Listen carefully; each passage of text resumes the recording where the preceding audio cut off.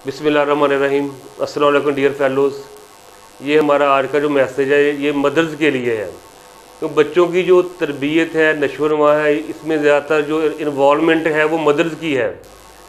तो ख़ास तौर पर जो 1 साल से लेकर 5 साल तक के बच्चे हैं, इनकी देखभाल ये मदर्स की ज़िम्मेदारी है। अगर इसमें थोड़ी सी कोताही हो जाए तो बड़े मसाइल का सामना करना पड़ता है। ये पिछले लास्ट वीक में हमारे मोहल्ले में ही एक घर था, मदर्स ने वो लिया, एक मिल जाता है जिससे प्लास्टिक का स्विमिंग पूल छोटा सा, उसमें हवा भर कर पानी डाल लेते हैं। तो उसने वो किया, पानी भरा, बच्चा उसका 1 साल का था, उसमें बिठा दिया, खुद वो काम में लग गई।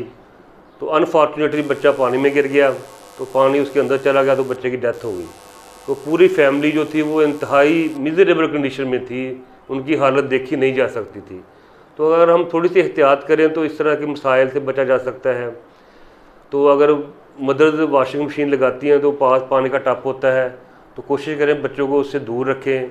दूध बॉयल कर कर हम उसको थोड़ा सा ऊंची जगह पर रखें जहाँ पर बच्चों की पहुँच ना हो। फिर ये हमारे बिजली के बटन्स हैं, ये बच्चों की पहुँच से ऊपर लगाएं। फिर घरों में मेडिसिन होती हैं, वो बच्चों की पहुँच से दूर रखें। मदर्स सब्ज़ी वगैरह काट कर छुरी चाकू वो फ़ौरन उसको बच्चों की पहुंच से दूर रखें।